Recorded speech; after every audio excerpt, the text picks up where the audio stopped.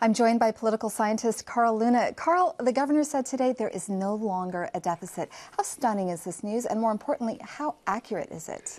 Well, what's a billion here, a billion there? We might be a couple billion behind. We might ultimately be a billion ahead. If the Facebook public offering had been as big as it was supposed to be, we'd be definitely breaking even. The remarkable thing is that we went from a $25 billion deficit down to near zero this year.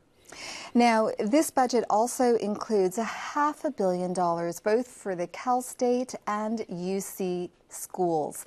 Is this enough to avert tuition hikes? Yeah, I mean, tuition has been going up steadily over the last 20 years because we don't put as much into as a proportion of costs the UCs and states that we used to.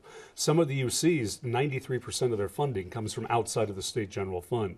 So it's nice they got more money. They wanted around $300 million each. They needed at least $125 million each. They got around $250.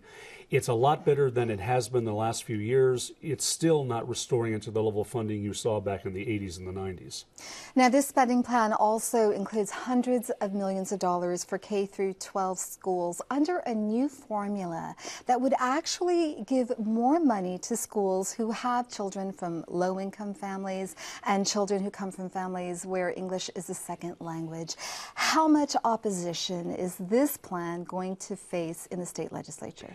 There's going to be a lot of opposition, and it's going to be more behind the scenes. Nobody wants to come out and say they don't want to give more money to poor neighborhoods, but nobody wants the money to come from them. You always want it to come from some external source.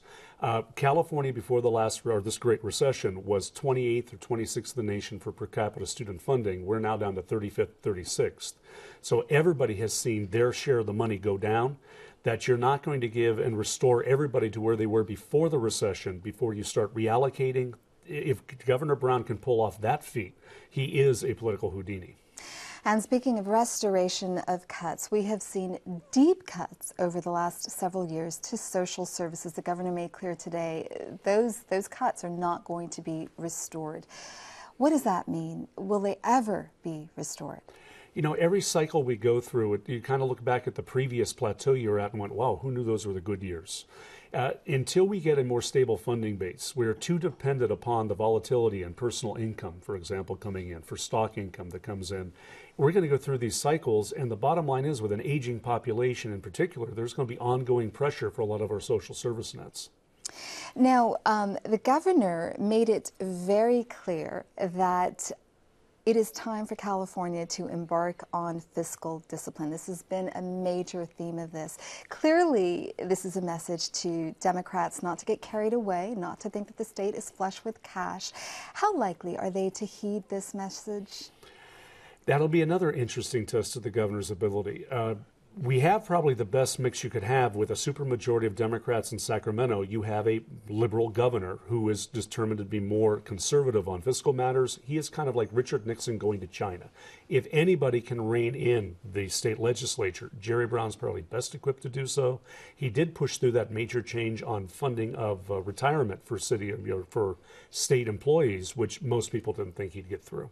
But there is going to be a lot of pressure from a variety of groups here to restore the cuts. How do lawmakers resist this pressure? The best advantage that Jerry Brown has is that there is going to be a lot of pressure from everybody, and then you play everybody off of each other so that nobody will get what they want without other people getting what they want. If everybody can't get what they want, maybe they'll agree to take less. And where do the Republicans fit in this entire battle, looming battle? Nevada and Arizona, mostly. Do we actually have Republicans left in California? It's one of the problems the Republican Party has. By going so far to the right in many of the elections in recent years, they marginalize their voice on Capitol Hill. They can support the governor and his initiatives, but it's going to be the governor and the Democrats who decide things, unless Republicans can grab a more moderate stance in some of these issues of spending. Is there any indication that they are grabbing a more moderate stance? Well, the governor did get a lot of applause from Republicans on this budget, more than he had in previous years, maybe more enthusiasm than he got from the Democrats. A lot will depend on how many votes he needs out of the Republican caucus to be able to get his view of the budget through. If Republicans can meet with moderate Democrats, they may become more relevant. Carl Luna, thank you so much for speaking to us today. Good to be here.